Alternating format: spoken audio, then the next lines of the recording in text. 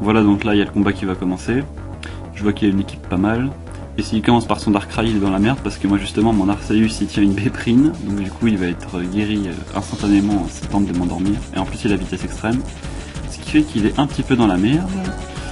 Et comme par hasard il va commencer par son Darkrai, et donc moi je fais vitesse extrême, il va essayer de m'endormir, mais même pas parce que vous allez voir il fait un coup critique sur la vitesse extrême, donc ça m'a mâché le travail, mais de toute façon je l'aurais niqué.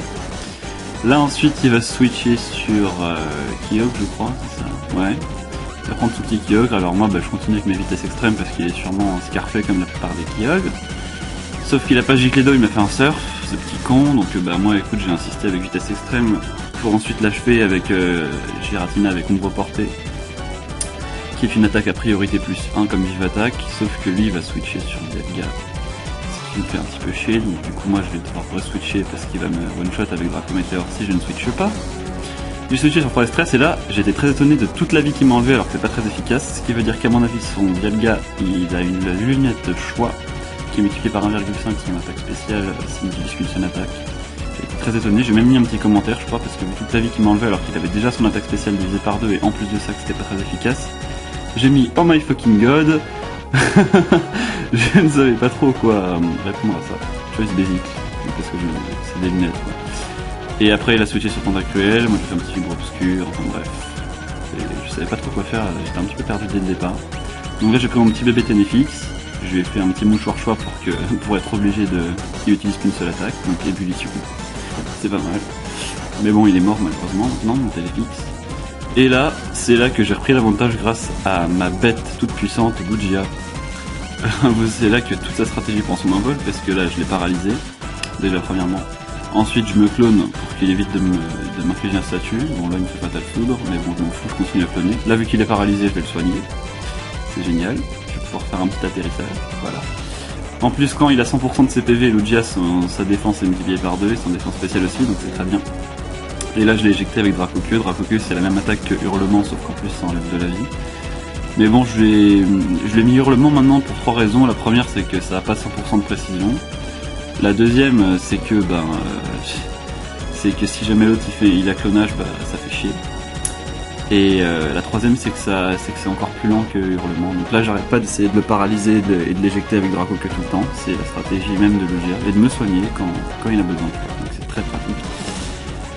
Et donc là il reprend son petit Dialga, moi je continue à me cloner et l'autre il est paralysé, donc là ça fait de Lugia un petit tueur quand même. Donc là il a encore mis un autre gamme, donc je vais le paralyser normalement.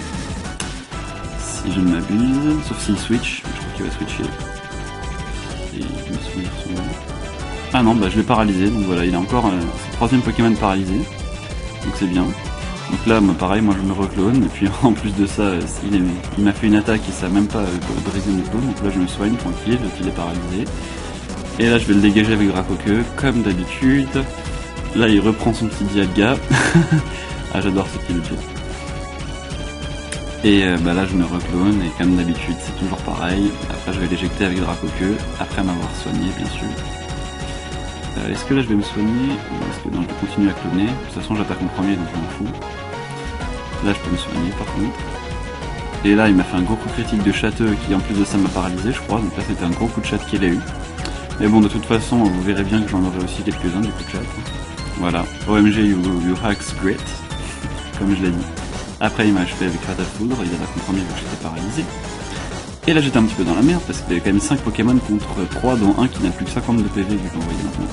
J'ai voulu essayer quand même de lui pourrir un peu son équipe avec Piège de Roc et Pico, ce qui a été très pratique finalement. Piège de Roc, il est paralysé de pas attaquer, Pico, mais là il va m'achever par contre avec mon Draco Météor je crois. Non, Fatal Foudre, oui, parce qu'il a eu les choix, donc du coup. Et donc là, vu que je savais qu'il était choicé, j'ai pris Giratina pour qu'il soit obligé de se changer de Pokémon. Et du coup, quand il va changer, il va se faire affaiblir par les Pico et les pièges de roc. Et moi, en plus, je lui ai fait Dracoqueue, donc du coup, je l'ai dégagé. Et Kyogre, après, il s'est pris les Pico et pièges de roc, donc il est mort. C'est pas mal. Là, je vais faire pareil, je vais faire une Dracoqueux, je crois, donc ah non, j'ai fait ombre portée, ouais.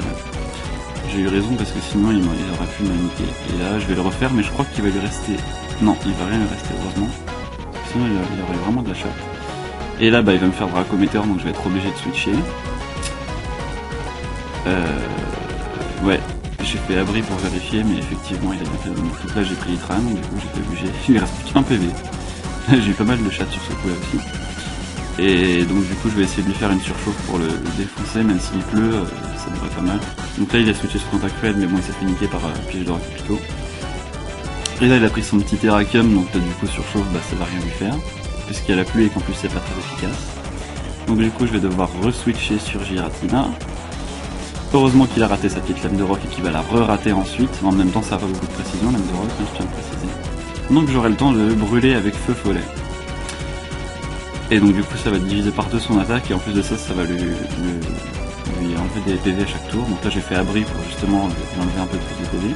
Là j'ai switché sur Itram parce qu'il sert plus à rien. Et comme ça il perd un peu plus de PV. Ensuite je remets Giratina. Et je vais refaire abri pour qu'il reperde des PV. C'est pas mal comme stratégie en fait. Hein. Voilà. Et après, je crois que je fais Draco. Non, ombre portée, mais là il a de la chatte, il lui reste 1% de PV. Et là il fait en plus un coup critique, donc c'est encore plus de la chatte, mais bon, il crée parce que machin. Et là moi j'ai le coup de chatte du match. Parce que regardez, il me fait Draco Météore, ça fail, et moi Draco Queue, ça marche, et coup critique, donc je le baise.